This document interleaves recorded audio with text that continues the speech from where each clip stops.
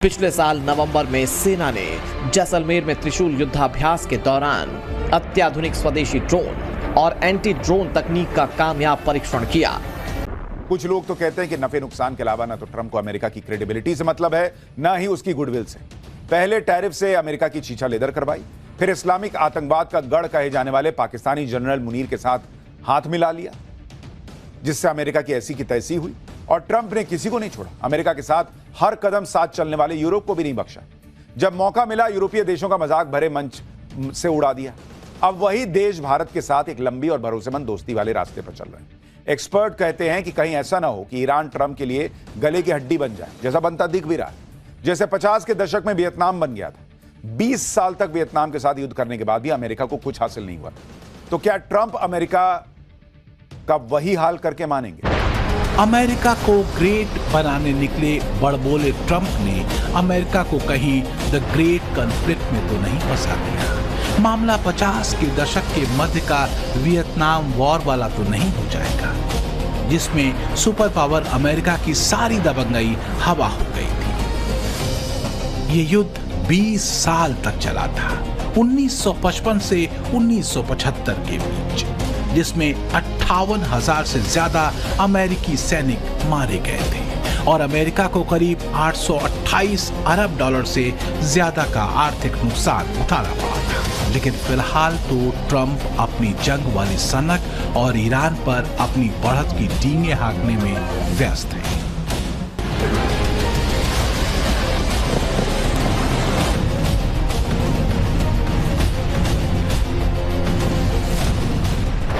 Trump का शांति राग अब दुनिया को घोर अशांति के दौर में धकेल चुका है। 8 महीनों में 8 वॉर को खत्म कराने का दावा करने वाले ट्रंप वास्तव में शांति के कितने बड़े पुजारी हैं, ये दुनिया समझ चुकी है। रही बात ईरान की, तो वो ट्रंप को जवाब दे रहा है, कड़वा, तीखा और ताकतवर।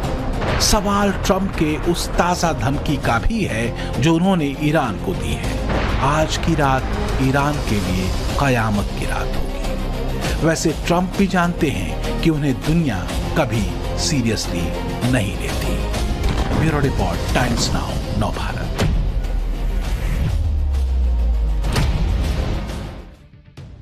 पाठशाला की एक्स्ट्रा क्लास का नेक्स्ट चैप्टर। कहते हैं कि जो जितना ताकतवर होता है, युद्ध वही जीतता है। लेकिन पिछले कुछ सालों में इसमें बड़ा बदलाव देखने को मिला है।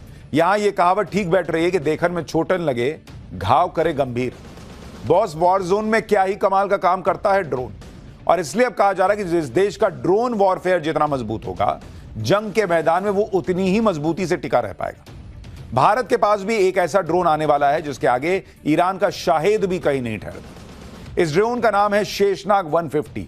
1000 किलोमीटर की मारक क्षमता और झुंड में घुसकर अटैक करने की काबिलियत। एक तरह से कहें तो पाकिस्तान अगर 20-25 ड्रोन एक साथ छोड़ेगा तो शेषनाग 150 उन्हें चकमा देते हुए बहुत बड़ी तबाही मचा सकता है। ईरान के शाहिद ड्रोन से ज्यादा हिंदुस्तान के शेषनाग की चर्चा क्यों हो रही है और कैसे इसने पाकिस्तान में टेंशन का ग्राफ बढ़ा दिया है, इस रिपोर्ट में देखिए।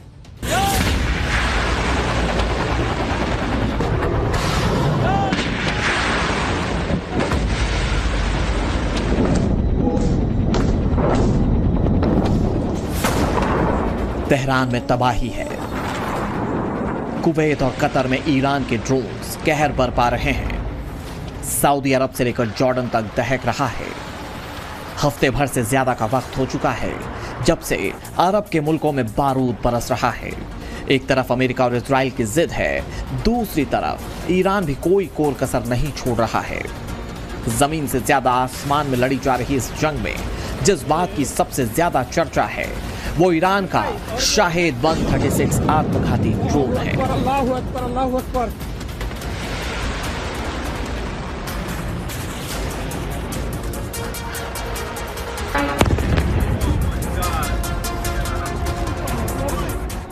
ईरान के लगातार ड्रोन और मिसाइल हमले अमेरिका और खाड़ी देशों के लिए बड़ी चुनौती बन चुके हैं।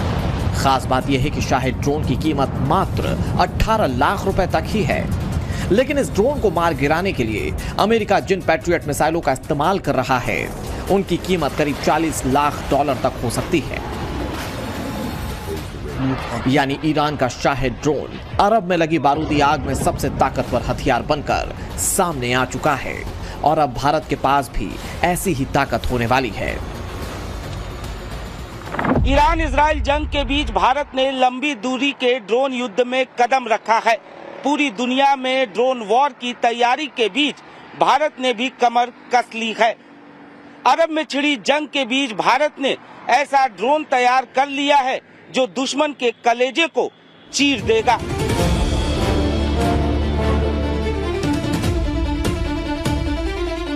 देश की प्रयोगशालाओं से निकले इस नाग का नाम है शेषनाग 150 ड्रोन। एक ऐसा अचूक और ताकतवर हथियार जो एक बार उड़ान भरता है तो दुश्मन का काम तमाम करके ही वापस लौटता है। जानना चाहते हैं कैसे? तो सुनिए। शेषनाग 150 को कोऑर्डिनेटेड झुंड हमलों के लिए डिजाइन किया गया है।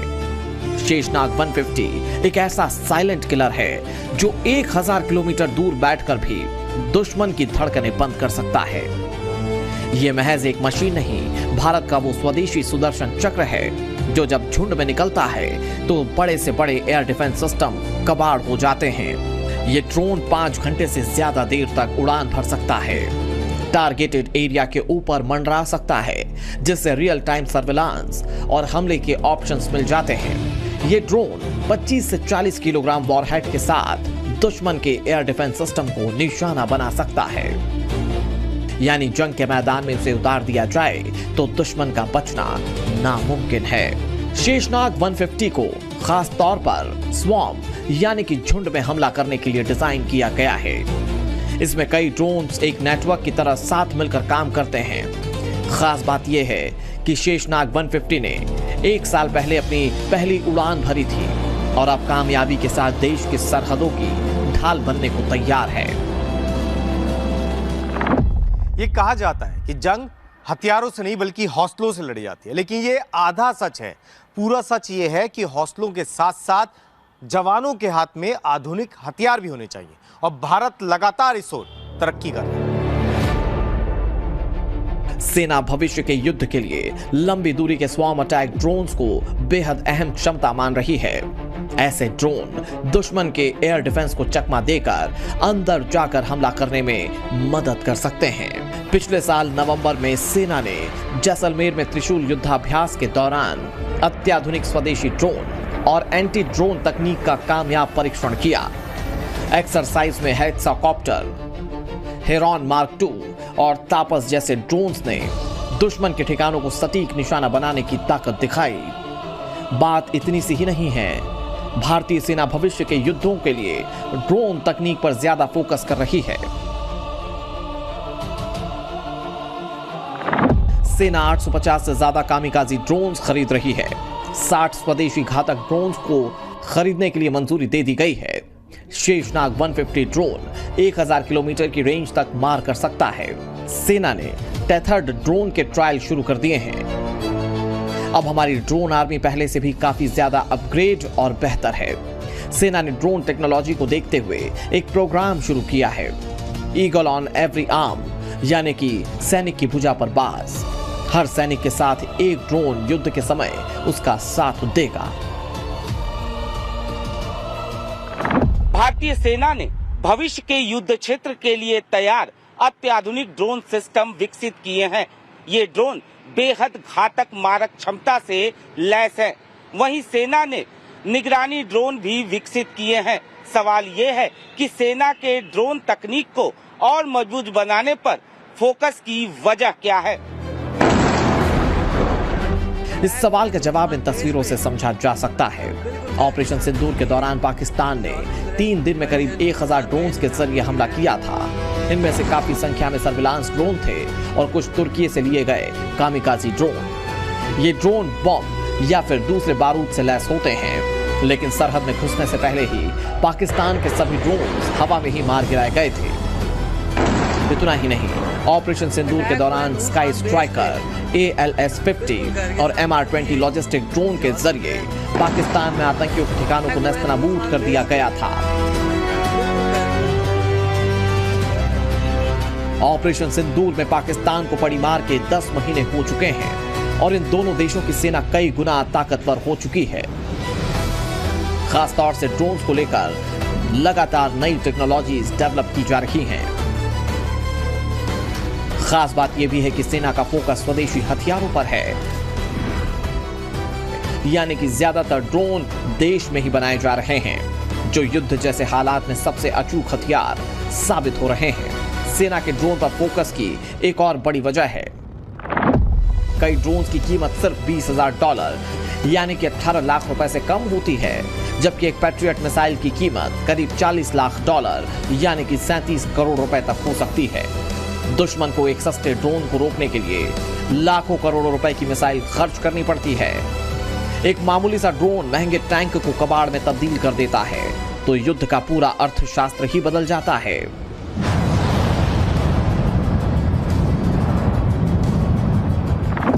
इसके साथ ही रडार, एयर डिफेंस सिस्टम और इलेक्ट्रॉनिक वॉरफेयर सिस्टम काफी मजबूत हो चुका है। ड्रोन अलग अलग दिशाओं से दुश्मन पर हमला कर दुश्मन की सुरक्षा प्रणाली को ओवरलोड कर सकते हैं।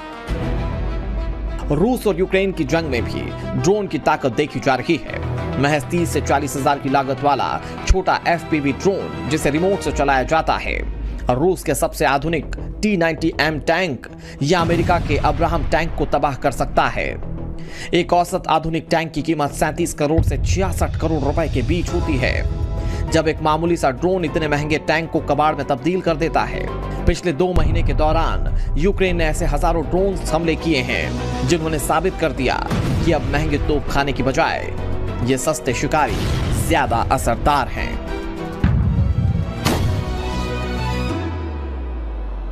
ईरान और इजरायल की जंग में कई ऐसी बातें हैं जिनकी भारत स्टडी कर रहा है।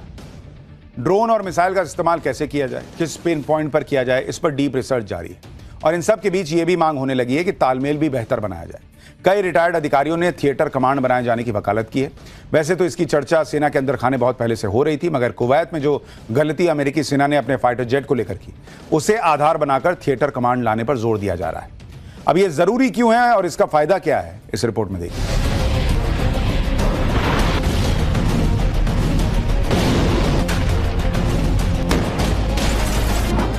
वक्त बेवक्त धमाकों की गूंज और हर तरफ तबाही का मंजर। ईरान से बहनी, कुवैत से कतर और इजराइल से लेबनान तक कोई नहीं जानता कि कब किस मिसाइल पर मौत सवार होकर आ जाए। कौन जानता था कि अमेरिका और इजराइल हमला करेंगे? किसे पता था कि ईरान का भी जबरदस्त पलटवार होगा? लेकिन ऐसा ही हो रहा है, लगातार हो रहा है और हफ्ते भर से हो रहा है। इस बारूदी जंग के फिलहाल थमने के आसार कम ही नजर आ रहे हैं। युद्ध भले ही धरती के एक कोने में हो रहा हो, लेकिन इस जंग ने कई मुल्कों को सबक भी दे दिया है। इसीलिए भारत भी अपनी सरहदों को हमेशा के लिए महफूज रखने की कोशिश में जुटा हुआ है। भारत अपने एयर डिफेंस सिस्टम को और मजबूत करने की दिशा में कदम उठाने जा रहा है। भारतीय वायुसेना अपने integrated air command and control system के तीसरे चरण के अपग्रेडेशन पर तेजी से काम कर रही है। ये वही सिस्टम है जिसने ऑपरेशन सिंदूर के दौरान कमांड सेंटर के रूप में मुख्य भूमिका निभाई थी। अब इसे लंबी दूरी के खतरों को पहचानने और तुरंत सटीक हमला करने के लिए और भी आधुनिक बनाया जा रहा है।